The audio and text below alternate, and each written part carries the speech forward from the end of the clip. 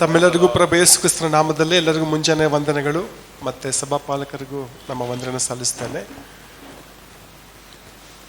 ಪ್ರತಿದಿನ ನಾವು ಜನರನ್ನ ನಾವು ನೋಡ್ತೀವಿ ಅಲ್ವಾ, ರಸ್ತೆಗಳಲ್ಲಿ ನಾವು ನೋಡ್ತೀವಿ ಜನ ಹೋಗೋದು ಬರೋದು, ಒಂದು ಉದ್ದೇಶಕ್ಕಾಗಿ ಎಲ್ಲರೂ ಪ್ರಯಾಣ ಮಾಡ್ತಾರೆ, ಹೋಗ್ತಾರೆ, ಬರ್ತಾರೆ, ಕೆಲಸ ಮಾಡ್ತಾರೆ, ದುಡಿತಾರೆ, ಎಲ್ಲ ನಾವು ನೋಡ್ತೀವಿ.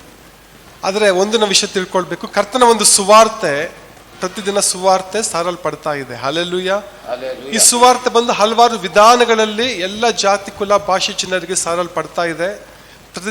ಪ್ರತಿದಿನ ಯೇಸುವನ್ನು ಸ್ವೀಕಾರ ಮಾಡಿಕೊಂಡು ದೇವ ಜನರಾಗ್ತಾ ಇದ್ದಾರೆ. ಕೆಲವರು ಕೇಳಿಸ್ಕೊಂಡು ದೇವರನ್ನು ಅರಿಯದೆ ಕೂಡ ಜೀವನ ಮಾಡೋದನ್ನ ನಾವು ನೋಡ್ತಾ ಇದ್ದೀವಿ. ಈಗಾಗಲೇ ಕೀರ್ತನೆ 53ನೇ ಅಧ್ಯಾಯದಲ್ಲಿ ಕೂಡ ದೇವರಿಲ್ಲ ಅನ್ನೋಂತ ಹೇಳುವಂತ ಜನರು ಇದ್ದಾರೆ, ದೇವರಿದ್ದಾರೆ ಅಂತ ಹೇಳಿ ದೇವರಿಗೆ ನಂಬಿಗಸ್ತರಾಗಿ ನೀತಿವಂತರಾಗಿ ಬದುಕುವಂಥವರು ಕೂಡ ಈ ಲೋಕದಲ್ಲಿದ್ದಾರೆ. ಮತ್ತೆ ಬುಕ್ ಆಫ್ ರೆವಿಲೇಷನ್ ಅಲ್ವಾ, ನಮ್ಮ ಒಂದು ಸಭೆಯಿಂದ ರೆವರೆಂಡ್ ವಿಕ್ಟರ್ ಸಿತ್ತರ್ ಅವರು ಪ್ರಕಟಣೆ ಪುಸ್ತಕವನ್ನ ಸ್ಟಡಿ ನಾವು ಮಾಡ್ತಾ ಇದ್ದೀವಲ್ವಾ. ಇದು ಈ ಪ್ರಕಟಣೆ ಪುಸ್ತಕ ಬಂದು ಏನು ಮಾಡುತ್ತಂದ್ರೆ ನಮಗೆ ಯೇಸುವಿನ ಒಂದು ಎರಡನೇ ಬರೋಣದ ಬಗ್ಗೆ ಬಹಳ ಅಧಿಕವಾಗಿ ಆಳವಾಗಿ ನಾವು ತಿಳ್ಕೊಳ್ಳೋದಕ್ಕೆ ಪ್ರಕಟಣೆ ಪುಸ್ತಕ ನಮಗೆ ಸಹಾಯವಾಗ್ತದೆ.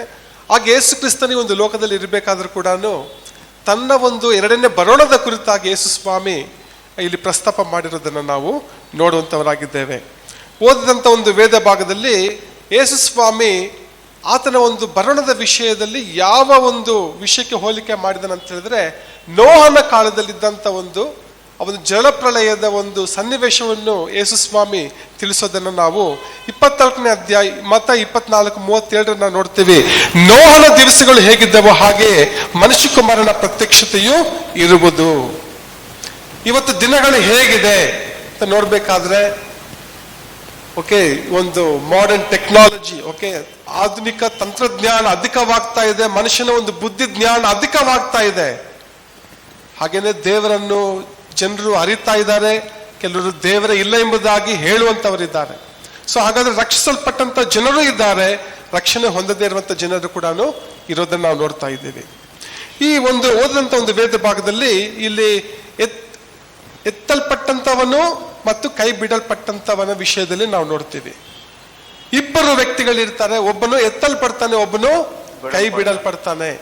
ಇದು ಹೇಳುವಾಗ ನಮ್ಗನ್ಸುತ್ತೆ ಇಡೀ ಪ್ರಪಂಚದ ಜನರಲ್ಲಿ 50% ಕೈ ಬಿಡಲ್ಪಡ್ತಾರೆ, 50% ಪರಲೋಕ ರಾಜ್ಯಕ್ಕೆ ಹೋಗ್ತಾರ ಅಂತ ಕೂಡ ಕೆಲವರು ಆಲೋಚನೆ ಮಾಡ್ತಾರೆ. ನಮ್ಗೆ ಯಾವ ಪರ್ಸೆಂಟೇಜ್ ನಮ್ಗೆ ಗೊತ್ತಿಲ್ಲ. ಇದರ ಅರ್ಥ ಏನೆಂಬುದಾಗಿ ನಾವು ಈ ದಿನ ಮುಂಜಾನೆಯಲ್ಲಿ ನಾವು ನೋಡುವಂತವರಾಗಿದ್ದೇವೆ. ಈ ಒಂದು ವೇದ ಭಾಗದಲ್ಲಿ ಮತ್ತಾಯನ ಸುವಾರ್ತೆ 24ನೇ ಅಧ್ಯಾಯದಲ್ಲಿ ನಾವು ಮತ್ತೊಂದು ಆವರ್ತಿ ಒಂದು ವಚನ ಓದಿಕೊಳ್ಳೋಣ. ಮತ್ತಾಯ 24:40-41 ವಚನ.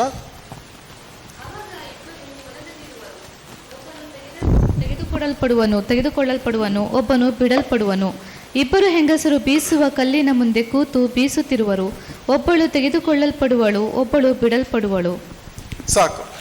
ಇಲ್ಲಿ ಯೇಸು ಸ್ವಾಮಿ ಏನ್ ಹೇಳ್ತಂದ್ರೆ, ಈ ಒಂದು ಲೋಕದಂತ ಜನರು ಕೆಲಸ ಮಾಡ್ತಾ ಇದ್ದಾರೆ, ಹೊಲದಲ್ಲಿ ಕೆಲಸ ಮಾಡ್ತಾ ಇದ್ದಾರೆ, ಮನೆ ಒಳಗಡೆ ಕೆಲಸ ಮಾಡ್ತಾ ಇದ್ದಾರೆ.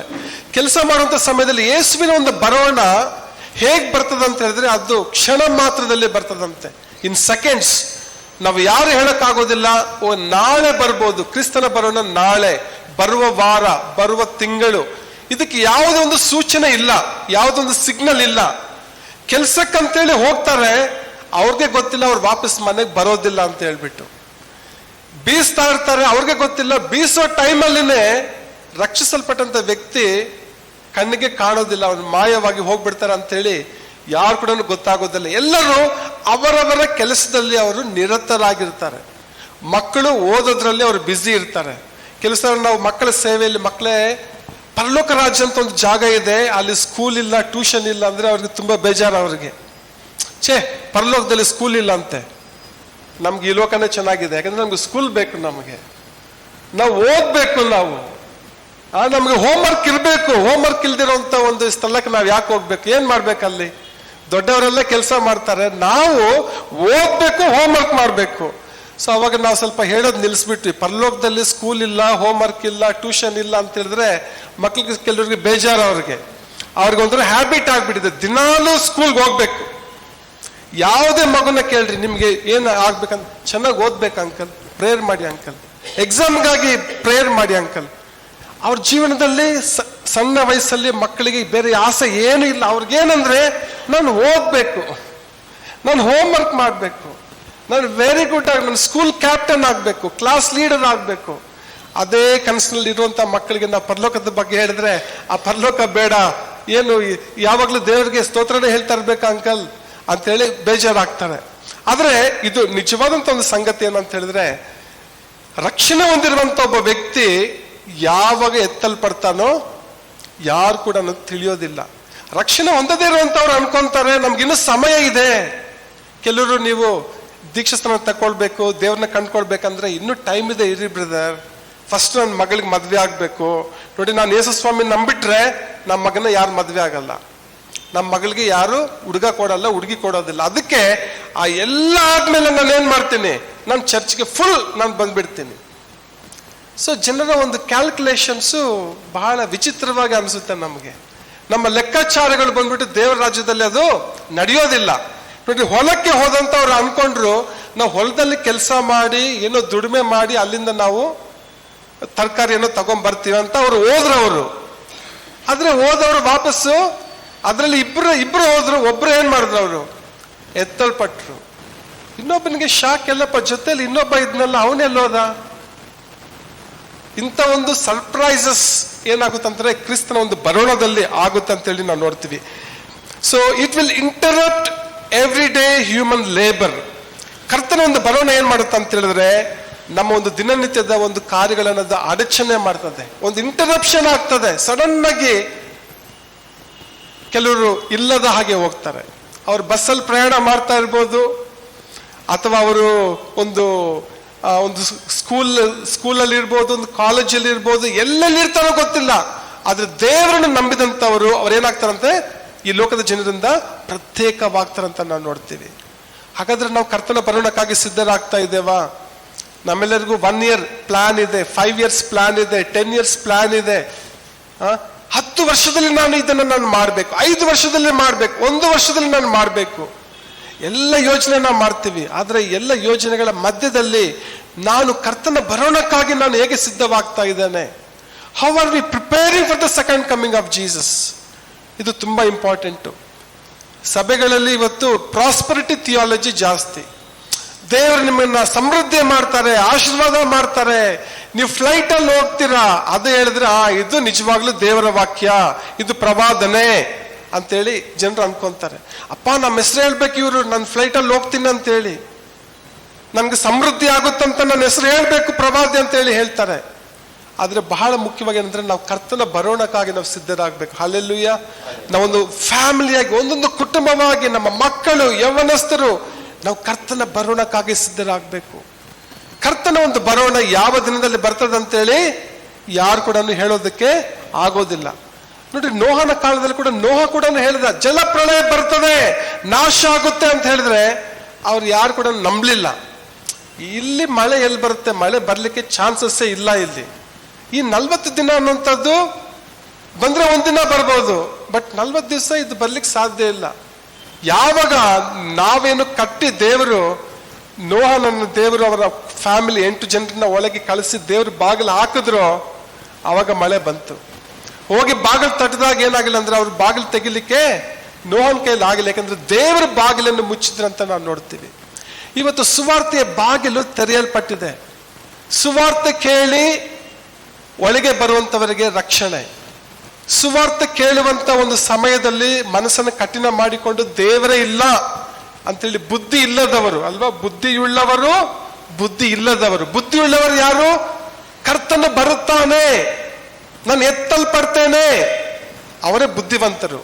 ಬುದ್ಧಿ ಇಲ್ಲದವರು ಯಾರು ಅಂತ ಹೇಳಿದ್ರೆ ಯಾವ ದೇವರಿಲ್ಲ, ಏನಿಲ್ಲ, ಯಾವ ಪರಲೋಕ ಇಲ್ಲ, ಏನಿಲ್ಲ, ಇದೇ ಸ್ವರ್ಗ, ಇದೇ ನರಕ. ಜನರು ಹೇಳ್ತಾರಲ್ಲ, ನಾವು ಒಳ್ಳೇದ್ ಮಾಡಿದ್ರೆ ಇದೇ ಸ್ವರ್ಗ, ನಾವು ಕೆಟ್ಟದ್ ಮಾಡಿದ್ರೆ ಅದೇ ನರಕ. ಸೊ ಸ್ವರ್ಗ ಅನ್ನುವಂಥದ್ದು ಇನ್ನೊಂದು ಜಾಗ ಇಲ್ಲ. ಗಾಡ್ ಇಸ್ ಆಬ್ಸೆಂಟ್, ದೇವರೇ ಇಲ್ಲ, ನಮ್ಗೆ ನಾವೇ ದೇವರು. ಸೊ ಆಟೋದಲ್ಲಿ ತಾಯಿಯೇ ದೇವರು, ಫುಲ್ ಖುಷಿ ಎಲ್ಲ ತಾಯಂದ್ರಿಗೆ, ನಮ್ಮನ್ನ ದೇವರಾಗಿ ಮಾಡ್ಬಿಟ್ರು. ಎಲ್ಲ ಆಟೋದ ಮೇಲೆ ತಾಯಿಯೇ ದೇವರು ಅಂದ್ರೆ ಸಾಕು ತಾಯಂದ್ರಿಗೆ. ಆದ್ರೆ ನೋಡ್ರಿ, ಎಷ್ಟು ಒಂದು ರೀತಿ ಐಡಲ್ ವರ್ಷಿಪ್ ಆಗ್ಬಿಡುತ್ತೆ. ಅದು ಕೇಳೋದಕ್ಕೆ ಬಹಳ ನಾವು ಅಪ್ಪ ಅಮ್ಮನ ಗೌರವಿಸ್ಬೇಕಂತ ಹೇಳ್ತೀವಿ, ಬಟ್ ತಾಯಿಗೆ ದೇವರು ಅಂತೇಳಿ ಜನರು ಬರ್ಕೊಡೋದು. ದುಡಿಮೆಯೇ ದೇವರು. ನಾವು ಕೆಲಸ ಮಾಡಬೇಕು, ದುಡಿಮೆಗೆ ದೇವರು. Work is worship. ಕೆಲಸ ಮಾಡಬೇಕು, ಅದೇ ನಮಗೆ ಆರಾಧನೆ. ನೋಡಿ ಎಂತ ಒಂದು ವರ್ಕೋಹಾಲಿಕ್. ಆಲ್ಕೋಹಾಲಿಕ್ ಹೇಳಿದ್ದೀವಿ, ವರ್ಕೋಹಾಲಿಕ್ ಕೂಡ ಇದೆ. ವರ್ಕೋಹಾಲಿಕ್ ಅಂದ್ರೆ ಕೆಲಸ ಮಾಡಬೇಕು, 2 ಕೆಲಸ ಮಾಡಬೇಕು ಬ್ರದರ್. ನೈಟ್ ಡ್ಯೂಟಿನೂ ಮಾಡಬೇಕು, ಡೇ ಶಿಫ್ಟ್ ಮಾಡಬೇಕು ಬ್ರದರ್. ಲೈಫಲ್ಲಿ ಅಚೀವ್ ಮಾಡಬೇಕು. ನೋಡ್ರಿ, ಮನುಷ್ಯ ಏನೆಲ್ಲ ಮಾಡ್ಲಿಕ್ಕೆ ಹಗಲು ರಾತ್ರಿ ಏನ್ ಮಾಡ್ತಾರೆ ಅಂದ್ರೆ ಕೆಲಸ ಮಾಡ್ತಾರೆ. ಏನಕ್ಕಂದ್ರೆ ನಾವು ಸಾಧನೆ ಮಾಡಬೇಕು. ಆದ್ರೆ ದೇವರಿಗಾಗಿ ನಾವೇನ್ ಸಾಧನೆ ಮಾಡ್ತಾ ಇದ್ದೀವಿ, ಏನ್ ತ್ಯಾಗ ಮಾಡ್ತಾ ಇದ್ದೀವಿ, ಹೇಗೆ ಸಿದ್ಧರಾಗ್ತಾ ಇದ್ದೀವಿ, ಆ ಒಂದು ಕಾನ್ಫಿಡೆನ್ಸ್ ನಮಗಿದೆಯಾ? ಕರ್ತನ ಬರೋಣದಲ್ಲಿ ನಾನು ಎತ್ತಲ್ಪಡ್ತೇನೆ. ಹಲ್ಲೆಲೂಯ. ನಾವು ಮಾತ್ರ ಸಿದ್ಧರಾಗೋದಲ್ಲ, ಮತ್ತೊಬ್ಬರನ್ನ ಸಿದ್ಧರಾಗಿ ನಾವು ಮಾಡಬೇಕು. We have to prepare our self and prepare others. Noah ನೋಡ್ರಿ, ಆತನು ಸಿದ್ಧ ಮಾಡಿಕೊಂಡ, ತನ್ನ ಕುಟುಂಬವನ್ನು ಸಿದ್ಧ ಮಾಡಿಕೊಂಡ. ಎಲ್ಲ ತಂದೆ ತಾಯಂದಿರ ಜೀವನದಲ್ಲಿ ಒಂದು ದೊಡ್ಡ ಜವಾಬ್ದಾರಿ ಏನಂದ್ರೆ ಎಲ್ಲ ಪೇರೆಂಟ್ಸ್ಗೆ ನಿಮ್ಮ ಮಕ್ಕಳನ್ನು ಕೂಡ ಕರ್ತನ ಬರೋಣಕ್ಕಾಗಿ ಸಿದ್ಧ ಮಾಡುವಂಥದ್ದು. ಹಲ್ಲೆಲೂಯ. ಮದುವೆಗೆ ನಾವು ಸಿದ್ಧರಾಗ್ತೀವಿ, ಮಕ್ಕಳನ್ನ ಸಿದ್ಧ ಮಾಡಿ ಕರ್ಕೊಂಡು ಹೋಗ್ತೀವಿ. ಆದ್ರೆ ಕರ್ತನ ಬರೋಣಕ್ಕಾಗಿ ಪೇರೆಂಟ್ಸ್ ಆದಂತ ನಾವು ಸಿದ್ಧರಾಗ್ತಾ ಇದ್ದೇವೆ? ನಮ್ಮ ಜೊತೆಯಲ್ಲಿ ನಮ್ಮ ಮಕ್ಕಳನ್ನು ನಾವು ಕರ್ತನ ಬರೋಣಕ್ಕಾಗಿ ಸಿದ್ಧರಾಗಿ ನಾವು ಮಾಡ್ತಾ ಇದ್ದೇವೆ ಅನ್ನೋದು ಒಂದು ಪ್ರಶ್ನೆಯಾಗಿದೆ. ಈ ಒಂದು ಕರ್ತನ ಒಂದು ಬರೋಣ ಏನಾಗಿದೆ ಅಂದ್ರೆ ಒಂದು ಇಮ್ಮಿಡಿಯೇಟ್ ಇನ್ಸ್ಟೆಂಟ್ ಆಗಿ ಒಂದು instant separation from this world. ಅದು ಕಣ್ಣಿಂಗ್ ಅನ್ನೋಷ್ಟರಲ್ಲಿ ಸಪ್ರೇಟ್ ಆಗ್ಬಿಟ್ಟಿರ್ತೀವಿ, ಎತ್ತಲ್ಪಟ್ಟಿರ್ತಾರೆ. ಕರ್ತನ ಒಂದು ಬರೋಣದಲ್ಲಿ ಮಧ್ಯಾಕಾಶಕ್ಕೆ ಯೇಸು ಸ್ವಾಮಿ ನಂಬಿದಂಥವ್ರು ಏನಾಗ್ತಾರೆ, ಅವರು ಕಾಣದೆ ಹೋಗ್ಬಿಡ್ತಾರೆ. ಸೊ ಅವಾಗೆಲ್ಲ ಪೊಲೀಸ್ ಕಂಪ್ಲೇಂಟ್ಗೆಲ್ಲ ಹೋಗ್ಬೋದೇನೋ ಜನ, ಇವ್ರು ಮಿಸ್ ಆಗಿದ್ದಾರೆ ನಮ್ಮ ಮನೆಯಲ್ಲಿ, ಎಲ್ಲ ಹೋಗ್ಬಿಟ್ಟಿದ್ದಾರೆ ಗೊತ್ತಿಲ್ಲ, ಹೇಳಿದ್ರೆ ಕೇಳಿದ್ರೆ ಎಲ್ಲ ಹೋಗ್ಬಿಟ್ಟಿದಾರೋ ಗೊತ್ತಿಲ್ಲ. ಅವಾಗ ನಾವು ಚಿಕ್ಕವರಾಗಿರ್ಬೇಕಾದ್ರೆ ಯಾವ್ದಾದ್ರು ಕಾಣೆ ಆದ್ರೆ ಅದ್ರ ಟಿವಿ ದೂರದರ್ಶನ್ ಬರೀ DD1 DD2 ಮಾತ್ರ ಬರ್ತಾ ಇತ್ತು, ಯಾವ ಕೇಬಲ್ಸೇ ಇಲ್ಲ. ಅದು ಬರೀ ಸಾಯಂಕಾಲ ಒಂದು 2 hours, ಆಮೇಲೆ ಫುಲ್ ಮಸ್ಕಿಟೋಸ್ ಟಿವಿಯಲ್ಲಿ. ಯಾಕಂದ್ರೆ ಪ್ರೋಗ್ರಾಮೇ ಇಲ್ಲ, ಬರೀ ಕಿಕ್ಕಿ ಅಂತ ಫುಲ್ ಏನಿಲ್ಲ. ಆ ಸಾಯಂಕಾಲ 6 ಗಂಟೆಗೆ ನಾವು ವೇಟ್ ಮಾಡಬೇಕು ಟಿವಿ ಪ್ರೋಗ್ರಾಮ್ಗೆ. DD1 DD2 ಅಷ್ಟೇ. ಅದರಲ್ಲಿ ಕೆಲಸ ಹಾಕ್ತಾ ಇದ್ರು. ಬ್ಯಾಂಗ್ಳೂರ್ನಲ್ಲಿ ಯಾವ ಮಕ್ಕಳು ಮಿಸ್ ಆಗಿದ್ದಾರೆ, ಅವ್ರದ್ದು ಫೋಟೋ, ಅವ್ರು ಈ ಕಲರ್ ಅಲ್ಲಿ ಇದ್ದಾರೆ, ಈ ವಯಸ್ಸು ಇರ್ಬೋದು, ಅವ್ರು ತೆಲುಗು ಮಾತಾಡ್ತಾರೆ, ಕನ್ನಡ ಮಾತಾಡ್ತಾರೆ, ಎಲ್ಲಾದ್ರೂ ಇದ್ರೆ ನೀವು ಹತ್ತಿರದ ಪೊಲೀಸ್ ಸ್ಟೇಷನ್ಗೆ ದೂರ ಹೇಳ್ರಿ. ನಾನು ಹೇಳ್ತಾ ಇರೋದು ಒಂದು 35-40 years ಬ್ಯಾಕ್ ನೋಡ್ರಿ.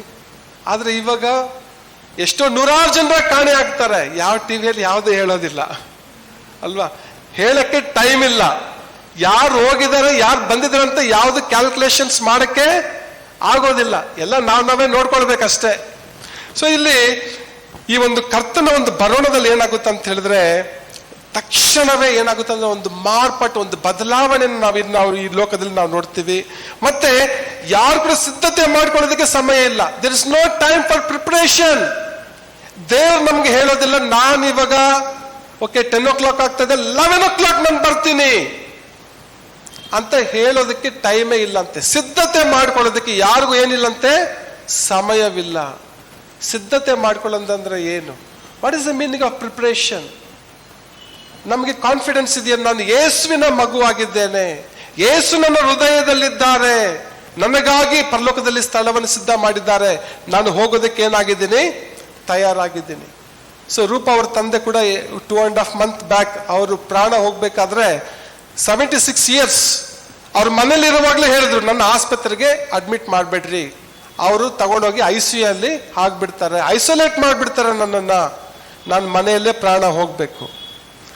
ಮಕ್ಕಳೆಲ್ಲ ಹೇಳಿದ್ರು, ಇಲ್ಲ ಸ್ವಲ್ಪ ನಿಮ್ಗೆ ಯಾಕೋ ತುಂಬಾ ವೀಕ್ ಆಗಿದ್ರೆ ಸ್ವಲ್ಪ ಸುಮ್ಮನೆ ಹಂಗೆ ಹೋಗಿ ಬಂದ್ಬಿಡೋಣ, ಒಂದು ಟೆಸ್ಟ್ ಮಾಡಿಸ್ಬೇಕು ನಿಮ್ಗೆ ಏನಾಗಿದೆ ಅಂತ. ಹೋದವ್ರನ್ನ 1 ವಾರ ಬಿಟ್ಟಿಲ್ಲ. ಇಲ್ಲ ಸರ್, ಈಗ ವಾಪಸ್ ಕಳಿಸಿದ್ರೆ ಅವರಿಗೆ ಲೈಫ್ಗೆ ಪ್ರಾಬ್ಲಮ್ ಆಗುತ್ತೆ, ಅವರೊಂದು 7-8 days ಇರಬೇಕು. ಇರೋವಾಗ್ಲೇ ಅವ್ರು ಹೇಳ್ಬಿಟ್ರು ಡಾಕ್ಟರ್ಗೆ, ನಾನು ಹೋಗ್ಲಿಕ್ಕೆ ರೆಡಿ ಇದ್ದೀನಿ, ತಂದೆಯ ಮನೆಗೆ ಹೋಗ್ಲಿಕ್ಕೆ ರೆಡಿ ಇದ್ದೀನಿ, ದಯವಿಟ್ಟು ನನ್ನನ್ನು ICU ಅಲ್ಲಿ ಹಾಕ್ಬೇಡಿ, ನನ್ಗೆ ಗೊತ್ತು ನನ್ನ ಪ್ರಾಣ ಹೋಗುತ್ತೆ ಅಂತೀನಿ, ನನ್ಗೆ ಯಾವ ಭಯವಿಲ್ಲ ಅಂತ ಹೇಳ್ಬಿಟ್ರು. ಡಾಕ್ಟರ್ ಹೇಳಿದ್ರು, ನೋಡಿ ಈಗ ನೀವು ನಿಮ್ಮ ಒಂದು ಸ್ವಂತ ಇಚ್ಛೆಯಿಂದ ಹೋಗ್ತಾ ಇದ್ದೀರಾ, ಓಕೆ, ನಮ್ಮ ಉದ್ದೇಶ ನೀವು ಆಸ್ಪತ್ರೆಯಲ್ಲಿ ಅಡ್ಮಿಟ್ ಆಗ್ಬೇಕು, ಬಟ್ ನೀವ್ ಹೇಳ್ತಾ ಇದ್ದೀರಾ ನೀವು ಹೋಗ್ಬೇಕಂತೇಳಿ ಹೇಳ್ತಾ ಇದ್ದೀರಾ, ಇದು ನಿಸ್ವಾ ಇಚ್ಛೆಯಿಂದ ಹೋಗ್ತಾ ಇದ್ದೀರಾ ಅಂತೇಳಿ ಎಲ್ಲ ಮಕ್ಳ ಹತ್ರ ಸೈನ್ ಹಾಕ್ಸ್ಕೊಂಡ್ರು. ನೀವು ನಿಮ್ ಪ್ರಾಣ ಹೋದ್ರೆ ಆಸ್ಪತ್ರೆ ನಾವು ಜವಾಬ್ದಾರಿ ಅಲ್ಲ. ಅವ್ರು ಹೇಳಿದ್ರೆ ಅದನ್ನೇ ಫಸ್ಟ್ ಬರೆದುಕೊಡ್ರಿ ಬೇಗ, ನಾನು ಹೋಗ್ಲಿಕ್ಕೆ ಸಿದ್ಧನಾಗಿದ್ದೇನೆ. ಮನೆಗೆ ಬಂದು 7 ದಿವಸ ಇದ್ರು, ಮನೆಯಲ್ಲಿ ಪ್ರಾಣ ಹೋಯ್ತು. ಸೊ ನಮ್ಗೆ ಅದೊಂದು ಲೆಸನ್, ಒಂದು ಪಾಠ. ನಮ್ಮ ಫಾದರ್ ಇನ್ ಲಾ ಅವರು ಹೋಗ್ಬೇಕಾದ್ರೆ ನಾವೊಂದು ಲೆಸನ್ ಏನ್ ಕಲ್ತ್ವಂದ್ರೆ, ನಾವು ಸಿದ್ಧರಾಗಿದ್ದೇವಾ? ನಾವು ಸೇವಕರಾಗಿರ್ಬೋದು, ವಿಶ್ವಾಸಿಗಳಾಗಿರ್ಬೋದು, ಏನೇ ಒಂದು ನಾವು ಮಾಡ್ತಾ ಇರ್ಬೋದು, ಆರ್ ವಿ ಪ್ರಿಪೇರ್ಡ್? ನಾವು ಒಂದು ದಿನಕ್ಕಾಗಿ ನಾವು ಸಿದ್ಧರಾಗಿದ್ದೇವಾ? ನನ್ನ ಕೊನೆ ದಿನ ಯಾವತ್ತಂತೇಳಿ ಗೊತ್ತಿಲ್ಲ. ನಿಮಗ್ ಗೊತ್ತಾ ನಿಮ್ ಕೊನೆ ದಿನ ಯಾವತ್ತಂತೇಳಿ? ನಿಮಗೂ ಗೊತ್ತಿಲ್ಲ, ನನಗೂ ಗೊತ್ತಿಲ್ಲ, ಆದ್ರೆ ದೇವರಿಗೆ ಗೊತ್ತಿದೆ. ಹಲ್ಲೆಲೂಯಾ. ಕರ್ತನ ಬರುವಂತ ಒಂದು ಸಮಯ ಹತ್ತಿರವಾಗಿದೆ. ನಾವು ಕೇವಲ ಬೈಬಲ್ ಸ್ಟಡಿ ತುಂಬಾ ಚೆನ್ನಾಗಿದೆ, ತುಂಬಾ ತಿಳ್ಕೊಂಡೆ, ಆಳವಾಗಿ ತಿಳ್ಕೊಂಡೆ, ಬಟ್ ನಾನೆಷ್ಟು ರೆಡಿ ಆಗಿದ್ದೀನಿ? ಎಷ್ಟು ಜನರನ್ನು ನಾವು ರೆಡಿ ಮಾಡ್ತಾ ಇದ್ದೀವಿ? ಎಷ್ಟು ಜನರಿಗೆ ನಾವು ಸುವಾರ್ತೆ ಹೇಳ್ತಾ ಇದ್ದೀವಿ? So we are so self satisfied. Okay, ನನಗೆ ತುಂಬಾ ತೃಪ್ತಿ ಆಯಿತು, ನನಗೆ ತುಂಬಾ ಚೆನ್ನಾಗಿ ಅನಿಸ್ತು, ನನಗೆ ತುಂಬಾ ಇಷ್ಟ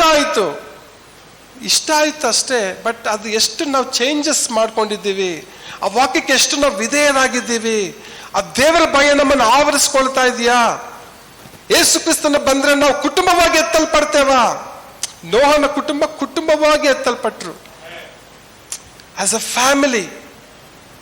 ಒಂದ್ ವೇಳೆ ಜಸ್ಟ್ ಯೋಚನೆ ಮಾಡಿ, ನಮ್ಮ ಮನೆಗಳಲ್ಲಿ ಇರುವಂತ ನಮ್ಮ ಫ್ಯಾಮಿಲಿಯಲ್ಲಿ ಒಬ್ಬರಿಬ್ಬರು ಕೈ ಬಿಡಲ್ಪಟ್ರೆ ಎಷ್ಟು ದುಃಖ ಅಲ್ವಾ ನಮಗೆ? ಅದಕ್ಕಿಂತ ದುಃಖವಾದದ್ದು ಈ ಲೋಕದಲ್ಲಿ ಯಾವುದಿಲ್ಲ. ನಾವು ಯಾರು ಬಿಡಲ್ಪಡಬಾರ್ದು, ನಾವು ಎತ್ತಲ್ಪಡಬೇಕು. ಹಾಗಾದ್ರೆ ನಾವು ಕರ್ತನ ಬರೋಣಕ್ಕಾಗಿ ನಾವೇನಾಗ್ಬೇಕಂದ್ರೆ ಸಿದ್ಧತೆ ನಾವು ಮಾಡಿಕೊಳ್ಬೇಕು. ಸೊ ಇಲ್ಲಿ ನಂಬಿಕೆಸ್ತಂತ ವಿಶ್ವಾಸಿಗಳು ಏನಾಗ್ತಾರೆ ಅಂದ್ರೆ ದೇವರ ರಾಜ್ಯಕ್ಕೆ ಅವರು ಎತ್ತಲ್ಪಡ್ತಾರೆ. ಇಲ್ಲಿ ಬಿಡಲ್ಪಡುವಂತವ್ರು ಏನಾಗ್ತಾರೆ? ನ್ಯಾಯ ತೀರ್ಪಿಗೆ ಒಳಗಾಗುವರು. ಸೊ ಈ ಒಂದು ಬೀಸುವ ಕಲ್ಲು, ಈ ಇಬ್ಬರು ಹೆಂಗಸರು ಅಂತ ಹೇಳಿದಾಗ ಹಂಗ್ ತಿಳ್ಕೊಂಬಿಡ್ರಿ, 50% of women will go to heaven, 50% of women will be left over. ಆ ಥರ ಅಲ್ಲ ಇದು 50-50 ಅಲ್ಲ.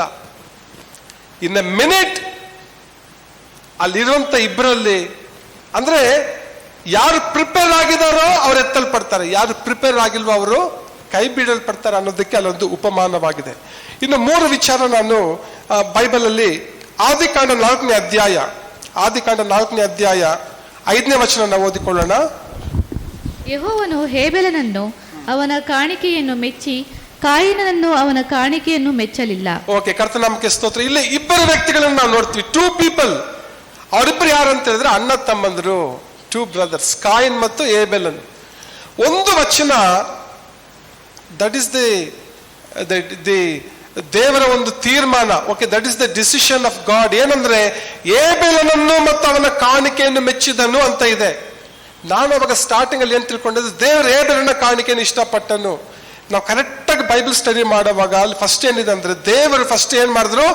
ಏಬೆಲನನ್ನು ಮೆಚ್ಚಿದನು, ಆಮೇಲೆ ಅವನು ಕೊಟ್ಟಂತ ಕಾಣಿಕೆಯನ್ನು ಮೆಚ್ಚಿದನು. ಹಲ್ಲೆಲೂಯಾ. ಕೆಲವು ಸಾರಿ ನಾವು ಕೊಡುವಂತ ಕಾಣಿಕೆ ಬಹಳ ಅಟ್ರಾಕ್ಟಿವ್ ಆಗಿರ್ತದೆ. ನಾವು ಅನ್ಕೊಂತೀವಿ ದೇವರು ನನ್ನ ಆಫರಿಂಗ್ ಅನ್ನು ಅಕ್ಸೆಪ್ಟ್ ಮಾಡಿದ್ರು ಅಂತ ಹೇಳಿ. ಬಟ್ ತುಂಬಾ ಇಂಪಾರ್ಟೆಂಟ್ ಏನಂದ್ರೆ ದೇವರು ಫಸ್ಟ್ ನನ್ನನ್ನು ಮೆಚ್ಚಬೇಕು, ನನ್ನನ್ನು ಅಂಗೀಕಾರ ಮಾಡ್ಕೊಳ್ಬೇಕು. ನಾವು ದೇವರಿಗೆ ಅಂಗೀಕಾರವಾಗಿದ್ದೇವಾ? ಫಸ್ಟ್ ದೇವ್ರು ಏನ್ ನೋಡ್ತಾರೆ ಅಂದ್ರೆ ನಮ್ಮ ಆಫರಿಂಗ್ ಅಲ್ಲ, ನಮ್ಮನ್ನ ಫಸ್ಟ್ ದೇವ್ರು ನೋಡ್ತಾರೆ. ನಾವೆಷ್ಟು ಆಫರಿಂಗು ಟೈಪ್ ನಾವು ಕೊಡ್ತೀವಿ, ಚರ್ಚ್ಗೆ ನಾವೇನ್ ಕೊಡ್ತೀವಿ, ದೇವರ ರಾಜ್ಯಕ್ಕೆ ಏನ್ ಕೊಡ್ತೀವಿ ಅನ್ನೋದಕ್ಕಿಂತ ಕೊಡುವಂತ ವ್ಯಕ್ತಿ ತುಂಬಾ ಇಂಪಾರ್ಟೆಂಟ್. ನಮ್ಮ ಕ್ಯಾರೆಕ್ಟರ್, ನಾನು ರಕ್ಷಣೆ ಹೊಂದಿದ್ದೇನಾ? ಕೆಲವು ನೋಡ್ರಿ, ಕೆಲವು ಹಿಂದೂ ಫ್ಯಾಮಿಲೀಸ್ ಬಂದ್ಬಿಟ್ಟು ಅವರು ಚರ್ಚ್ಗೆ ಬರಲ್ಲ. ಅವರು ವರ್ಷಕ್ಕೊಂದ್ಸಲಿ ಕರೀತಾರೆ, ಫಸ್ಟ್ ನೀವು ನಮ್ಮ ಮನೆಗೆ ಬಂದು ಪ್ರಾರ್ಥನೆ ಮಾಡಿ ಹೋಗ್ಬೇಕು. ನೀವು ಲಾಸ್ಟ್ ಇಯರ್ ಕೂಡ ಬಂದ್ರೆ ಈ ವರ್ಷ ಕೂಡ ಬಂದು ಏನ್ ಮಾಡ್ಬೇಕು? ಯೇಸು ಸ್ವಾಮಿ ಹೆಸರಲ್ಲಿ ಆಶೀರ್ವಾದ ಮಾಡಿ ಹೋಗಿ ಅಂತ. ಸೊ ನಾವು ಹೋದ್ರೆ ಏನ್ ಮಾಡ್ತಾರೆ ಅಂದ್ರೆ ಅವರು ಏನೋ ಒಂದು 5,000 10,000 ಆಫರಿಂಗ್ ಕೊಡ್ತಾರೆ.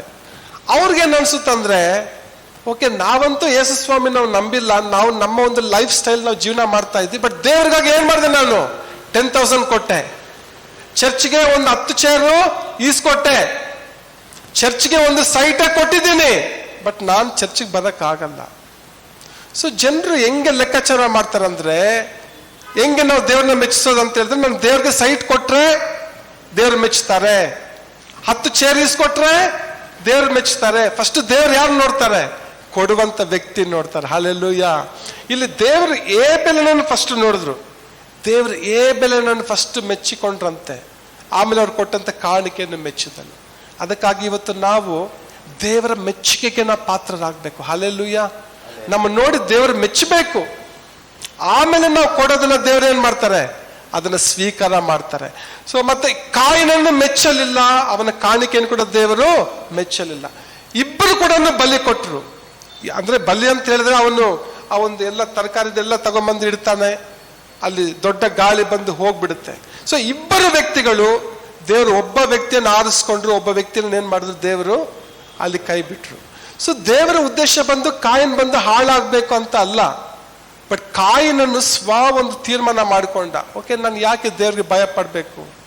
ನೋಡ್ರಿ, ಅವನು ಏಬೆಲನ್ನ ಕೊಂದಿದ್ ಕೂಡ ನಾವು ನೋಡ್ಬೇಕಾದ್ರೆ ಇನ್ಸ್ಟೆಂಟ್ ಆಗಿ ಅವನು ಫಸ್ಟ್ ಮನಸ್ಸಿನಲ್ಲಿ ಯೋಚನೆ ಮಾಡ್ತಾನೆ, ಯಾಕೆ ದೇವ್ರು ನನ್ನ ತಮ್ಮನನ್ನ ಇಷ್ಟಪಟ್ರು, ನನ್ನ ಯಾಕೆ ಇಷ್ಟಪಟ್ಟಿಲ್ಲ ಅಂತೇಳಿ ಅವನು ಏನ್ ಮಾಡ್ತಾನೆ ಅಂದ್ರೆ ತನ್ನ ತಮ್ಮನನ್ನ ಏನ್ ಮಾಡ್ತಾನೆ, ಅವನು ಮಾರನೇ ದಿನ ಅವನನ್ನ ಕೊಲೆ ಮಾಡೋದನ್ನ ನೋಡ್ತೀವಿ. ಸೊ ಈ ಬಿಕಮ್ ದ ಫಸ್ಟ್ ಮರ್ಡರರ್. ಮೊದಲನೇ ಕೊಲೆ, ಒಂದು ಸ್ವಂತ ಒಂದೇ ಕುಟುಂಬದಲ್ಲಿಯೇ ಮೊದಲ ಒಂದು ಕೊಲೆ ಆಗಿದ್ದು ನಾವು ನೋಡ್ತಾ ಇದ್ದೀವಿ. ಇವತ್ತು ನಾವು ಅದೇ ಒಂದು ಫ್ಯಾಮಿಲಿಗಳನ್ನು ನಾವು ನೋಡ್ತಾ ಇದ್ದೀವಿ. ತಮ್ಮ ಅಣ್ಣನ ಹಿಡ್ಕೊಡ್ತಾರೆ, ಸೊಸೆ ಅತ್ತೆನ ಹಿಡ್ಕೊಡ್ತಾರೆ, ಅತ್ತೆ ಸೊಸೆನ ಹಿಡ್ಕೊಡ್ತಾರೆ. ಎಲ್ಲ ಒಂದು ಪ್ರಾಬ್ಲಮ್ಸ್ ಅನ್ನ ಇವತ್ತು ನಾವು ನಮ್ಮ ಫ್ಯಾಮಿಲಿಗಳಲ್ಲಿ ನಾವು ನೋಡ್ತಾ ಇದ್ದೀವಿ. ಎಲ್ಲ ಒಂದೇ ಫ್ಯಾಮಿಲಿ ಆಗಿರ್ತೀವಿ. ಕೆಲವು ಟೈಮಲ್ಲಿ ಏನಾಗುತ್ತೆ ಅಂತ ಹೇಳಿದ್ರೆ, ಅವ್ರು ಎಷ್ಟು ಅಗ್ರೆಸಿವ್ ಆಗಿಬಿಟ್ಟು ಮನೇಲಿ ಇರೋಂಥವ್ರನ್ನೇ ಕೊಲೆ ಮಾಡುವಂಥ ಸಂಗತಿಗಳು ಇವತ್ತು ಎಲ್ಲ ಕುಟುಂಬ ಪ್ರಪಂಚದ ಹಲವಾರು ಸ್ಥಳಗಳಲ್ಲಿ ಆಗ್ತಾ ಇದೆ. ಇಲ್ಲಿ ಇಬ್ಬರು ವ್ಯಕ್ತಿಗಳು, ಅಲ್ಲಿ ಒಬ್ಬನು ಏನ್ ಮಾಡ್ದಂತ ಹೇಳಿದ್ರೆ ನೀತಿವಂತನೆಂದು ಎಣಿಸಲ್ಪಟ್ಟ, ಒಬ್ಬನು ಅನೀತಿವಂತನೆಂದು ಎಣಿಸಲ್ಪಟ್ಟಂತ ನಾವು ನೋಡ್ತೀವಿ. ಎರಡನೇದಾಗಿ ನಾವು ಲೂಕನ ಸುವಾರ್ತೆ 18ನೇ ಅಧ್ಯಾಯ 14ನೇ ವಚನ, ಲೂಕನ ಸುವಾರ್ತೆ 18-14, ಅಲ್ಲಿ ಫರಿಸಾಯನ ಮತ್ತು ಸುಂಕದವನ ಒಂದು ಪ್ರಾರ್ಥನೆ ನಾವು ನೋಡ್ತೀವಿ. ಇಬ್ಬರು ದೇವರ ಆಲಯಕ್ಕೆ ಹೋದ್ರು. ಒಬ್ಬನ ಪ್ರಾರ್ಥನೆ ದೇವರು ಕೇಳಿದ್ರು, ಒಬ್ಬನ ಪ್ರಾರ್ಥನೆಯನ್ನು ದೇವರು ಕೇಳಲಿಲ್ಲ. ಇಬ್ರು ಹೋದ್ರು, ಇಬ್ಬರಿಗೂ ಗೊತ್ತು ಯೆಹೋವ ದೇವರು ಯಾರು, ಪ್ರಾರ್ಥನೆ ಮಾಡೋದು ಗೊತ್ತು, ಉಪವಾಸ ಪ್ರಾರ್ಥನೆ ಮಾಡೋದು ಗೊತ್ತು. ದೇವರು ಫರಿಸಾಯನ ಪ್ರಾರ್ಥನೆ ಕೇಳಲಿಲ್ಲ, ಸುಂಕದವನ ಪ್ರಾರ್ಥನೆ ಕೇಳಿದ್ರು. The chosen one, God chose the tax collector. ಸುಂಕದವನನ್ನು ದೇವರು ಆರಿಸ್ಕೊಂಡ್ರು. ಅಂದ್ರೆ ಇಬ್ಬರು ದೇವರ ಆಲಯಕ್ಕೆ ಹೋದ್ರು, ಇಬ್ಬರನ್ನ ದೇವರು ಆಯ್ಕೆ ಮಾಡ್ಕೊಳ್ಬೋದಾಗಿತ್ತು. ಆದ್ರೆ ಒಬ್ಬನ ಎಲಿಜಿಬಲ್ ಇಲ್ಲ, ಅವನು ಸಿದ್ಧನಾಗಲಿಲ್ಲ. ಅದನ್ನ ಅನ್ಕೊಂಡ ನಾನು ದಶಮ ಭಾಗ ಕಾಣಿಕೆ ಕೊಟ್ಟು ಉಪವಾಸ ಮಾಡಿ ನಾನು ಇದನ್ನ ಮಾಡೋದ್ರಿಂದ ನಾನು ದೇವರನ್ನ ಮೆಚ್ಚಿಸಬಹುದಂತೇಳಿ ಫರಿಸಾಯನು ಅಂದುಕೊಂಡ. ಅವನ ಮನಸ್ಸಿನ ಸಿದ್ಧವಾಗಿರ್ಲಿಲ್ಲ, ಅವನ ಮನಸ್ಸಿನ ಸಿದ್ಧವಾಗಿರ್ಲಿಲ್ಲ. ನೋಡ್ಲಿಕ್ಕೆ ಒಂದು ಬಿಲೀವರ್, ಬಟ್ ಅವನು ಟ್ರೂ ಬಿಲೀವರ್ ಆಗಿರ್ಲಿಲ್ಲ, ಫ್ಯಾರಿಸಿ. ಹಾಗೆ ನಾವು ಕೂಡ ಕೆಲವೊಮ್ಮೆ ಜನರ ಕಣ್ಣಿಗೆ ನಾವು ಒಂದು ವಿಶ್ವಾಸಿಯಾಗಿ ನಾವು ಕಾಣಿಸ್ಬೋದು, ಆದ್ರೆ ದೇವರ ಕಣ್ಣಿಗೆ ನಾವಿನ್ನೂ ಅವಿಶ್ವಾಸಿಯಾಗಿ, ನಂಬಿಕೆ ಇಲ್ಲದವನಂತೆ, ಅನ್ಯ ಜನರಂತೆ ನಾವು ನಡ್ಕೊಳ್ಳೋವಾಗ ನಮಗೂ ಅವ್ರಿಗೂ ವ್ಯತ್ಯಾಸ ಇಲ್ಲ ಅಷ್ಟೇ. ನಾವು ಇಲ್ಲಿ ಕೂತ್ಕೊಳ್ತೀವಿ, ಅವ್ರು ಅಲ್ಲಿ ಕೂತ್ಕೊಳ್ತಾರೆ ಅಷ್ಟೇ. Seating different, sitting place is different, but heart is the same. ಅವರು ಹಂಗೆ, ನಾವು ಹಂಗೆ. ಅವರು ಜಗಳ ಆಡೋರೆ, ನಾವು ಜಗಳ ಆಡೋರೆ. ಅವರಲ್ಲಿ ಸ್ವಾರ್ಥ ಇದೆ, ನಮ್ಮಲ್ಲಿ ಸ್ವಾರ್ಥ ಇದೆ. ಭೂ ಸಂಬಂಧವಾದಂಥ ಆಸೆಗಳು ಇನ್ನೂ ನಮ್ಮಲ್ಲಿ ಇದ್ರೆ ಪರಲೋಕ ರಾಜ್ಯಕ್ಕೆ ನಾವಿನ್ನೂ ಸಿದ್ಧರಾಗಿಲ್ಲ ಅನ್ನೋದು ಇದೇ ವ್ಯಕ್ತವಾಗುತ್ತೆ. ಸೊ ಇಬ್ಬರು ಪ್ರಾರ್ಥನೆಗಾಗಿ ಹೋದ್ರು, ಒಬ್ಬನ ಪ್ರಾರ್ಥನೆಯನ್ನು ದೇವರು ಕೇಳಿದ್ರು, ಒಬ್ಬ ಪ್ರಾರ್ಥನೆಯನ್ನು ದೇವರು ಕೇಳಲಿಲ್ಲ. ಕೊನೆಯದಾಗಿ ನಾವು ಮತ್ತಾಯನ ಸುವಾರ್ತೆ 25ನೇ ಅಧ್ಯಾಯ 1-4 ವಚನ ಓದಿಕೊಳ್ಳೋಣ. Matthew chapter 25 verses from 1-4. ಆಗ ಪರಲೋಕ ರಾಜ್ಯವು ಆರತಿಗಳನ್ನು ತೆಗೆದುಕೊಂಡು ಮದಲಿಂಗನನ್ನು ಎದುರುಗೊಳ್ಳುವುದಕ್ಕೆ ಹೊರಟಂತ 10 ಮಂದಿ ಕನ್ಯರಿಗೆ ಹೋಲಿಕೆಯಾಗಿರುವುದು. ಅವರಲ್ಲಿ 5 ಮಂದಿ ಬುದ್ಧಿ ಇಲ್ಲದವರು, 5 ಮಂದಿ ಬುದ್ಧಿವಂತೆಯರು. ಬುದ್ಧಿ ಇಲ್ಲದವರು ತಮ್ಮ ಆರತಿಗಳನ್ನು ತಕ್ಕೊಂಡರು, ಆದರೆ ಎಣ್ಣೆ ತಕ್ಕೊಳ್ಳಲಿಲ್ಲ. ಬುದ್ಧಿವಂತೆಯರು ತಮ್ಮ ಆರತಿಗಳ ಕೂಡ ಪಾತ್ರೆಗಳಲ್ಲಿ ಎಣ್ಣೆ ತಕ್ಕೊಂಡರು. ಮದಲಿಂಗನು ಬರುವುದಕ್ಕೆ ತಡಮಾಡಲು ಅವರೆಲ್ಲರೂ ತೂಕಡಿಸಿ ಮಲಗಿದರು. ಸಾಕಷ್ಟು 1-4 ವಚನ. ಸೊ ಇಲ್ಲಿ ನಾವು ಕೀರ್ತನೆ 53:2 ಪಾಸ್ಟ್ ಕೂಡ ಹೇಳಿದ್ರು, ಬುದ್ಧಿ ಇಲ್ಲದವರು ಅಂತ ಪದ ಕೇಳಿದ್ರು. ನನ್ಗೆ ಇಮಿಡಿಯೇಟ್ ಆಗಿ ಬುದ್ಧಿ ಇಲ್ಲದವರು ಅಂದ್ರೆ ಇದ್ರಲ್ಲಿ ಕೂಡ ಇದೆ. ಮತ್ತೆ 25ರಲ್ಲಿ ಕೂಡ ಬುದ್ಧಿವಂತರು ಇದ್ದಾರೆ, ಬುದ್ಧಿ ಇಲ್ಲದವರು ಇದ್ದಾರೆ. ಬುದ್ಧಿಯುಳ್ಳ ಕನ್ನಿಕೆಯರು ಏನ್ ಮಾಡಿದ್ರು ಅಂದ್ರೆ ಆರತಿಗಳನ್ನು ಎಣ್ಣೆಯನ್ನು ಕೂಡ ತಕೊಂಡು ಹೋದ್ರಂತೆ. ಅವರು ಸಿದ್ಧತೆ ಮಾಡ್ಕೊಂಡು ಹೋದ್ರು. ಬುದ್ಧಿ ಇಲ್ಲದವ್ರ ಕೈಲಿ ಏನಿದೆ? ಆರತಿ ಇದೆ, ಆದ್ರೆ ಏನಿಲ್ಲ, ಎಣ್ಣೆ ಇಲ್ಲ. ಒಂದಿದೆ, ಒಂದಿಲ್ಲ, ಇನ್ನೊಂದಿಲ್ಲ. ಆದ್ರೆ ಮದಲಿಂಗನ ಎದುರುಗೊಳ್ಳೋದಕ್ಕೆ ಎರಡೂ ಬೇಕು. ಎರಡಿಲ್ಲ ಅಂತ ಹೇಳಿದ್ರೆ ಮದಲಿಂಗನ ಎದುರುಗೊಳ್ಳೋದಕ್ಕೆ ಆಗೋದಿಲ್ಲ. ಒಂದ್ ರೀತಿ ಹಾಫ್ ಬಾಯ್ಲ್ಡ್, ಅರ್ಧ ಬೆಂದಿದ್ರೆ ಹೆಂಗಿರ್ತದೆ? ಒಂದೇ ಕಡೆ ಚಪಾತಿ ಬೆಂದಿದ್ರೆ ಹೆಂಗಿರ್ತದೆ? ತಿನ್ನಕ್ಕಾಗುತ್ತಾ ಒಂದ್ ಕಡೆ ಬೆಂದಿರೋದು? ಅದು ಎರಡು ಕಡೆ ಬೇಯಬೇಕದು, ಹೌದಲ್ಲ? ಅವಾಗಲೇ ನಾವು ಅದನ್ನ ಚಪಾತಿ ನಾವು ತಿನ್ಲಿಕ್ಕೆ ಆಗೋದು. ಇಲ್ಲಿ 10 ಕನ್ನಿಕೆಯರಲ್ಲಿ ನಾವು ನೋಡ್ತಾ ಇದ್ದೀವಿ, 5 ಮಂದಿ ಅಂದ್ರೆ ಹಾಫ್ 50, ಅರ್ಧ ಕನ್ನಿಕೆಯರು ಏನಾಗಿದ್ದಾರೆ? ಮದಲಿಂಗನನ್ನು ಎದುರುಗೊಳ್ಳುವುದಕ್ಕಾಗಿ ಸಿದ್ಧರಾಗಿದ್ದಾರೆ. ಇನ್ನು 5 ಮಂದಿ ಏನಾಗಿಲ್ಲ, ಅವರು ಅವ್ರು ಅನ್ಕೊಂಡು ನಾವು ಸಿದ್ಧರಾಗಿದ್ದೀವಿ. ಆತನ ಬಂದ್ರೆ ಏನು, ಅಯ್ಯೋ ಆತನ ಬಂದ್ರೆ ನಾವು ರೆಡಿ ಅಪ್ಪ. ಯಾವಾಗಿದ್ರು ಕೂಡ ನಾವು ಕೇಳ್ತೀವಲ್ಲ, ಎಲ್ಲಾದ್ರೂ ಮದ್ವೆಗೆ ಹೋಗ್ಬೇಕು, ರೆಡಿನಾ? Ready ready ready. Half an hour ಇನ್ನೂ ಬಂದಿರಲ್ಲ ಅವರು. ರೆಡಿನಾ? ರೆಡಿ. ಎಲ್ಲಿ ಬಂದೇ ಇಲ್ವಲ್ಲ, ಡೋರ್ ಕ್ಲೋಸೇ ಇಲ್ವಲ್ಲ. ಅದೇ ರೆಡಿ ಆಗ್ತಾ ಇದ್ದೀನಿ. ಸೊ ರೆಡಿ ಆಗೋದ್ರ ಬಗ್ಗೆ ಎಲ್ಲರಿಗೂ ಗೊತ್ತು. ಸೊ ಲೇಡೀಸು ರೆಡಿ ಆಗ್ತಾರೆ, ಜೆಂಟ್ಸು ರೆಡಿ ಆಗ್ತಾರೆ. ರೆಡಿನಾ? ರೆಡಿ. ಆದ್ರೆ ಇನ್ನೂ ರೆಡಿ ಆಗಿರಲ್ಲ, ಇನ್ನು ಬ್ರಷ್ ಮಾಡ್ತಾ ಇರ್ತಾರೆ. 10 ನಿಮಿಷದಲ್ಲಿ ಬರ್ತೀನಿ ಅಂತಾರೆ, ಅರ್ಧ ಗಂಟೆ ಆಗುತ್ತೆ ಕೆಲವೊಮ್ಮೆ. ಇಲ್ಲಿ ನಾವು ಮದಲಿಂಗನ ಬರುವಂತ ಒಂದು ಸಮಯದಲ್ಲಿ ಏನಾಗುತ್ತಂದ್ರೆ 5 ಮಂದಿ ಅವ್ರು ಏನಾಗ್ತಾರಂತೆ, ಮದಲಿಂಗನ ಜೊತೆಯಲ್ಲಿ ಅವರು ಹೋಗ್ತಾರಂತೆ. ಆಮೇಲೆ ಬಾಗಿಲು ಮುಚ್ಚಲ್ಪಟ್ಟಿತ್ತು. ನೋಹನ ದಿನದಲ್ಲಿ ಕೂಡ ಬಾಗಿಲು ಮುಚ್ಚಲ್ಪಟ್ಟಿತ್ತು. ಆಮೇಲೆ ಹೋಗಿ ಬಾಗಿಲು ತಡೆದಾಗ ಏನಾಗಿಲ್ಲ, ಬಾಗಿಲು ತೆರೆಯಲ್ಪಡಲಿಲ್ಲ. ಹಾಗೇನೆ ಈ 5 ಮಂದಿ ಕೂಡ ಲೇಟಾಗಿ ಬಂದು ಬಾಗಿಲು ತಟ್ಟುವಾಗ ಮದಲಿಂಗನ ಹೇಳ್ತಾರೆ, ನೀವು ಯಾರಂತ ನನಗೆ ಗೊತ್ತಿಲ್ಲ. ಸೊ ಡೋರ್ ನಾವು ನೋಡ್ತೀವಿ, ಬಾಗಿಲು. ಯೇಸು ಸ್ವಾಮಿ ಹೇಳ್ತಾರೆ, ನಾನೇ ಬಾಗಿಲಾಗಿದ್ದೇನೆ. ಹಲ್ಲೆಲೂಯಾ. ಯೇಸುವೇ ಬಾಗಿಲಾಗಿದ್ದಾನೆ ಪರಲೋಕಕ್ಕೆ. ಒಂದೇ ಬಾಗಿಲು ಪರಲೋಕಕ್ಕೆ. ಆ ಬಾಗಿಲು ಮುಚ್ಚಲ್ಪಟ್ರೆ ನಾವು ಪರಲೋಕ ರಾಜ್ಯಕ್ಕೆ ಒಳಗೆ ಪ್ರವೇಶ ಆಗ್ಲಿಕ್ಕೆ ಸಾಧ್ಯ ಇಲ್ಲ. ಯೇಸುವೇ ಮಾರ್ಗವಾಗಿದ್ದಾನೆ ಪರಲೋಕಕ್ಕೆ. ಯೇಸುವೇ ಮಾರ್ಗವಾಗಿದ್ದಾನೆ, ಯೇಸುವೇ ಬಾಗಿಲಾಗಿದ್ದಾನೆ. ಯೇಸುವಿನ ಮೂಲಕವಾಗಿ ಮಾತ್ರ ನಾವು ಪರಲೋಕ ರಾಜ್ಯಕ್ಕೆ ಹೋಗ್ಲಿಕ್ಕೆ ಸಾಧ್ಯ. ನಾವು ರೋಮನ್ ಕ್ಯಾಥಲಿಕ್ ಅಲ್ಲಿ ಇರ್ಬೇಕಾದ್ರೆ ನಮ್ಗೆ ಹೇಳ್ತಾ ಇದ್ರು, ಯೇಸು ಸ್ವಾಮಿ ತುಂಬಾ ಸ್ಟ್ರಿಕ್ಟ್, ಮೇರಿ ಹತ್ರ ಹೋಗ್ಬೇಕು ನೀವು, ತುಂಬಾ ಸಾಫ್ಟ್ ಅವರು. ನಿಮ್ ಮೇರಿ ಮೂಲಕ ಏನ್ ಮಾಡ್ಬೇಕು, ಜೀಸಸ್ ಹತ್ರ ಹೋಗ್ಬೇಕು. ಜೀಸಸ್ ಏನ್ ಮಾಡ್ತಾರೆ, ನಿಮ್ಮನ್ನ ತಂದೆ ಹತ್ರ ಕರ್ಕೊಂಡು ಹೋಗ್ತಾರೆ. ನಮ್ಗೆ ಈಸಿ ಮೆಥಡ್ ಹೇಳ್ಕೊಟ್ರು ಕ್ಯಾಥಲಿಕ್ ಅಲ್ಲಿ. ಸೊ ನಾವೇನ್ ಮಾಡಿದ್ವಿ, ಯೇಸುವನ್ನ ಪಕ್ಕಕ್ಕೆ ಇಟ್ಬಿಟ್ಟು ಮೇರಿನ ಗಟ್ಟಿಯಾಗಿ ಇಟ್ಕೊಂಡ್ವಿ. ಮೇರಿ ಮೇರಿ ಮೇರಿ, ನಮ್ಗೆ ನೀವೇ ಸಹಾಯ ಮಾಡಿ. ನಂಗೆ ಅಮ್ಮ ಇದ್ದಂಗೆ ನೀವು ಎಲ್ಲರಿಗೂ, ಸ್ವರ್ಗದ ರಾಣಿ ನೀವು. ಸೊ ನೀವೇ ನಮ್ಗೆ ಸಹಾಯ ಮಾಡ್ಬೇಕು. ಯೇಸು ಸ್ವಾಮಿ ಹತ್ರ ಹೋಗ್ಲಿಕ್ಕೆ ಕಷ್ಟ ಆಗುತ್ತೆ ನಮ್ಗೆ. ಮರಿಯಮ್ಮ. ಸೊ ನಾವೇನ್ ಮಾಡ್ತಾ ಇದ್ರೆ, ಮೇರಿಗೆ ನಾವು ವರ್ಷಿಪ್ ಮಾಡ್ತಾ ಇದ್ವಿ, ಮೇರಿಗೆ ನಾವು ಪ್ರಾರ್ಥನೆ ಮಾಡ್ತಾ ಇದ್ವಿ. ಸೊ ಅವಾಗ ಮೇರಿ ಹೋಗ್ಬಿಟ್ಟು ಜೀಸಸ್ಗೆ ಹೇಳ್ತಾರೆ ಅಂತ ಒಂದು ಇಮ್ಯಾಜಿನೇಷನ್ಸ್. ಮೇರಿ ಹೋಗಿ ಯಾರಿಗೆ ಹೇಳ್ತಾರೆ, ಜೀಸಸ್ಗೆ ರೆಕಮೆಂಡ್ ಮಾಡ್ತಾರೆ. ನೋಡಿ ಎಷ್ಟು ಜನ ಪ್ರೇಯರ್ ಮಾಡ್ತಾ ಇದ್ದಾರೆ, ಅವರ ಪ್ರಾರ್ಥನೆ ನಿನ್ನ ಕೇಳು, ಅವ್ರಿಗೆ ರಕ್ಷಣೆ ಕೊಡು ಅಂತ ಮೇರಿ ಹೋಗಿ ಜೀಸಸ್ಗೆ ಹೇಳ್ತಾರೆ. ಆಗ ಜೀಸಸ್ ಏನ್ ಮಾಡ್ತಾರೆ, ನಮ್ಗೆ ಕೃಪೆ ತೋರಿಸ್ತಾರೆ. ಇದು ನಮ್ಮ ರೋಮನ್ ಕ್ಯಾಥಲಿಕ್ ಅಲ್ಲಿ ಈಗಲೂ ಅದೇ ಕಾನ್ಸೆಪ್ಟ್ ಅಲ್ಲಿ ಅನೇಕರು, ಸಾವಿರಾರು ಜನರು. ನಮಗೆ ರೋಮನ್ ಕ್ಯಾಥಲಿಕ್ಸ್ ನೋಡಿದಾಗ ತುಂಬಾ ನಮಗೆ ಮನಸ್ಸಿಗೆ ತುಂಬಾ ದುಃಖ ಆಗುತ್ತೆ. ಯಾಕಂದ್ರೆ ಇನ್ನೂ ಅವರು ಯೇಸುವಲ್ಲಿ ಅವರ ಫೋಕಸ್ ಯೇಸು ಮೇಲೆ ಇಲ್ಲ, ವಿಗ್ರಹಗಳ ಮೇಲೆ, ಮರಿಯಳ ಮೇಲೆ ಅವರ ಒಂದು ಗಮನ ಅಲ್ಲಿದೆ. ಸೊ ನಮ್ಮ ಒಂದು ಗಮನ ಯಾರ ಮೇಲೆ ಇರಬೇಕು, ಲುಕ್ ಅಟ್ ಜೀಸಸ್. ಯೇಸುವನ್ನ ದೃಷ್ಟಿಸಿ ನೋಡ್ರಿ, ಆತನಲ್ಲಿಯೇ ವಿಮೋಚನೆ. ಹಲ್ಲೆಲೂಯಾ. ಇಲ್ಲಿ 3 ಸಂಗತಿ ಇದೆ. ಈ ಒಂದು 5 ಬುದ್ಧಿವಂತಿಯರು ಎತ್ತಲ್ಪಟ್ಟರು, 5 ಬುದ್ಧಿ ಅನ್ನೋದಕ್ಕೆ ಅಲ್ಲಿ ಮೊದಲನೇದಾಗಿ faith cannot be borrowed.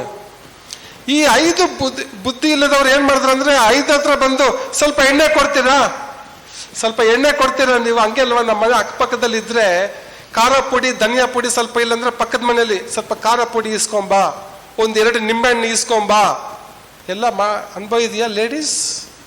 Sudden ಆಗಿ ನೀವು ಬ್ರೇಕ್ಫಾಸ್ಟ್ ಮಾಡುವಾಗ ಸಾಸಿವೆ ಇಲ್ಲ, ಅಂಗಡಿಗೆ ಹೋಗ್ಲಿಕ್ಕೆ ಟೈಮ್ ಆಗುತ್ತೆ, ಪಕ್ಕದ ಮನೆಗೆ ಹೋಗಿ ಸಾಸಿವೆ ಸ್ವಲ್ಪ ತಗೊಂಬಾ. ಅಡ್ಜಸ್ಟ್ಮೆಂಟ್ ಇರ್ತದೆ. ಸಾಸಿವೆ ಅಲ್ಲಿ ಕೊಡು, ಈರುಳ್ಳಿ ಇಲ್ಲಿ ತಗೋ, ಒಂದು ಒಂದು ಈರುಳ್ಳಿ ಕ್ಯಾಚ್ ಇಟ್ಕೊಂಡು ಒಗ್ಗರಣೆ ಕೊಡ್ತಾರೆ. ಎಲ್ಲ ಕ್ಯಾಚಿಂಗ್ ಪಕ್ಕದಲ್ಲಿ ಇದ್ರೆ ಈಸಿ. ನಿಮ್ಮ ಮನೇಲಿ ಈರುಳ್ಳಿ ಇದೆಯಾ, ನಮ್ಮಲ್ಲಿ ಟೊಮೊಟೊ ಇದೆ, 2 ಟೊಮೊಟೊ ತಗೋ, 2 ಈರುಳ್ಳಿ ಕೊಡು. ನೀವು ಮಾಡ್ರಿ ಬ್ರೇಕ್ಫಾಸ್ಟ್, ನಾವು ಮಾಡ್ತೀವಿ.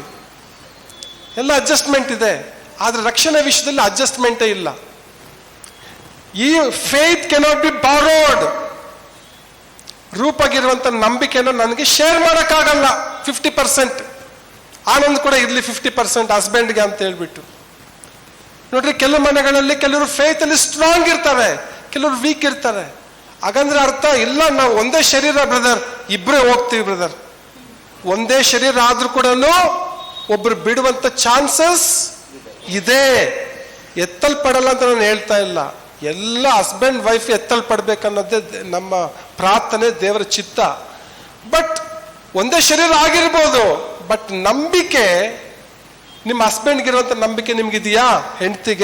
ಹೆಂಡತಿಗಿರುವಂತ ನಂಬಿಕೆ ಗಂಡನಿಗಿದೆಯಾ? ಅದು ಇಂಪಾರ್ಟೆಂಟು.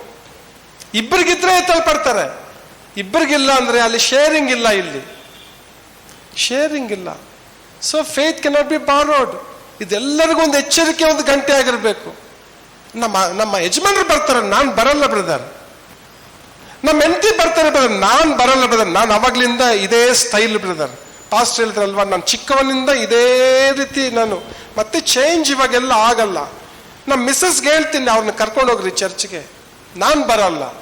ಇದು ಆ ಥರ ಅಲ್ಲ, ಇದು 50-50 ಅಲ್ಲ. ಇದು ರಕ್ಷಣೆ ಅನ್ನುವಂಥದ್ದು ಇಟ್ಸ್ ಪರ್ಸನಲ್.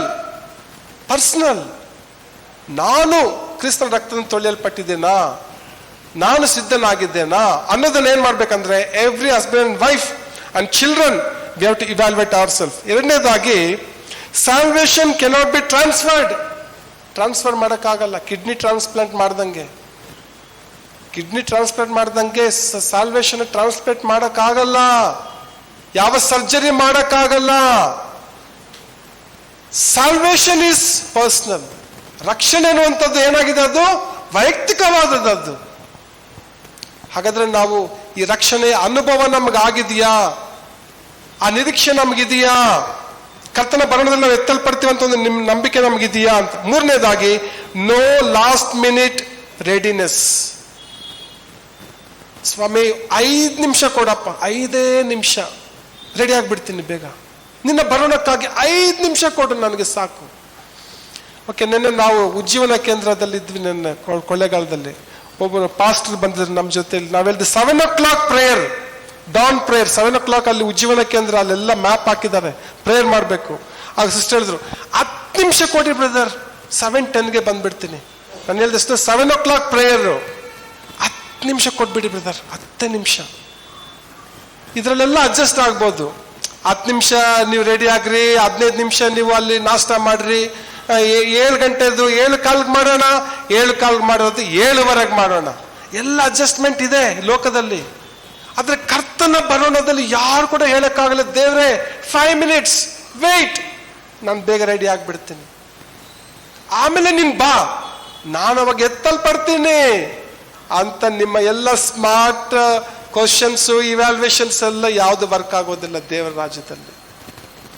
ಆತನು ಬರುವಂತ ಸಮಯ ಯೇಸು ಸ್ವಾಮಿ ಹೇಳಿದ್ರೆ, ನನಗೇ ಗೊತ್ತಿಲ್ಲ ಯಾವಾಗ ಬರ್ತೀನಿ ಅಂತೇಳಿ, ತಂದೆಗೆ ಮಾತ್ರ ಗೊತ್ತಂತ ಹೇಳ್ತಾರೆ. ಹಲ್ಲೆಲೂಯಾ. ತಂದೆ ಯಾವಾಗ ಮಗನಿಗೆ ಹೇಳ್ತಾರೋ ಆವಾಗ ಯೇಸು ಸ್ವಾಮಿ ಈ ಭೂಮಿಗೆ ಮಧ್ಯಾಕಾಶಕ್ಕೆ ಬರ್ತಾರೆ. ಆವಾಗ ಯೇಸು ಸ್ವಾಮಿ ನಂಬಿದಂಥವ್ರು ನಾವೇನಾಗ್ತೀವಿ, ಎತ್ತಲ್ಪಡ್ತೀವಿ. ನಾವೆಲ್ಲ ನಮ್ಮ ಕಣ್ಣನ್ನು ಮುಚ್ಚಿದವರಾಗಿ ನಾವು ಪ್ರಾರ್ಥನೆ ಮಾಡಿಕೊಳ್ಳೋಣ. ಎಲ್ಲ ನಾವು ಕಣ್ಣನ್ನು ಮುಚ್ಚಬೇಕು. ನಮ್ಮ ಒಂದೇ ಒಂದು ಪ್ರಾರ್ಥನೆ ಏನಂದ್ರೆ, ಈ ಲೋಕದಲ್ಲಿ ಸ್ವಾಮಿ ನಿನ್ನ ಬರೋಣಕ್ಕಾಗಿ ನಾನು ಸಿದ್ಧವಾಗಬೇಕು, ಪರಲೋಕ ರಾಜ್ಯಕ್ಕೆ ನಾನು ಸೇರ್ಬೇಕು.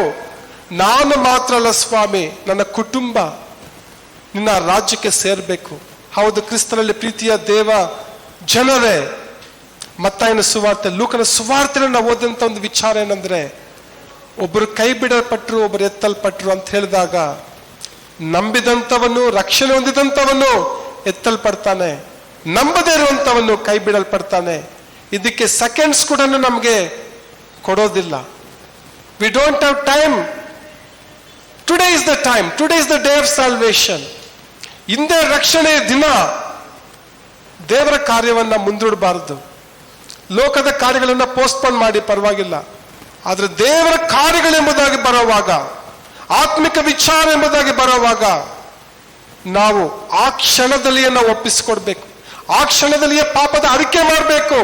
ಆ ಕ್ಷಣದಲ್ಲಿಯೇ ಯೇಸುವನ್ನು ಅಂಗೀಕಾರ ಮಾಡಿಕೊಳ್ಬೇಕು ಮತ್ತು ಆತನ ಬರೋಣಕ್ಕಾಗಿ ಸಿದ್ಧರಾಗಿರ್ಬೇಕು. ದೇವರೇ, ನಾನು ಸಿದ್ಧನಾಗಿದ್ದೇನೆ ಎಂಬುದಾಗಿ ನಾವು ಹೇಳೋದಕ್ಕೆ ನಮಗೆ ಧೈರ್ಯ ಇದೆಯಾ? ಯೇಸು ಕ್ರಿಸ್ತನ ಒಂದು ವೇಳೆ ಇವತ್ತು ಬಂದ್ರೆ ನಾವು ಎತ್ತಲ್ಪಡ್ತೀವ ಅನ್ನೋದು ಒಂದು ಸವಾಲಾಗಿದೆ, ಒಂದು ಪ್ರಶ್ನೆಯಾಗಿದೆ.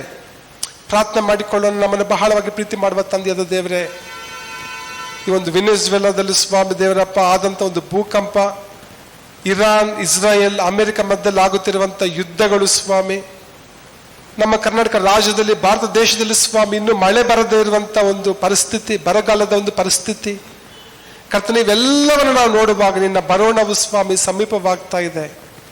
ಈ ಲೋಕ ಶಾಶ್ವತ ಅಲ್ಲ, ನೀನು ವಾಸಿಸುವಂತ ಪರಲೋಕ ರಾಜ್ಯಕ್ಕೆ ನಾವು ಸೇರಬೇಕು ಸ್ವಾಮಿ. ನಮ್ಮನ್ನು ಸಿದ್ಧ ಮಾಡು ಕರ್ತನೆ. ನೀನು ಕೊಟ್ಟಂತ ರಕ್ಷಣೆಯನ್ನು ನಾವು ಕಾಪಾಡಿಕೊಳ್ಳುವಂತೆ ಸಹಾಯ ಮಾಡು.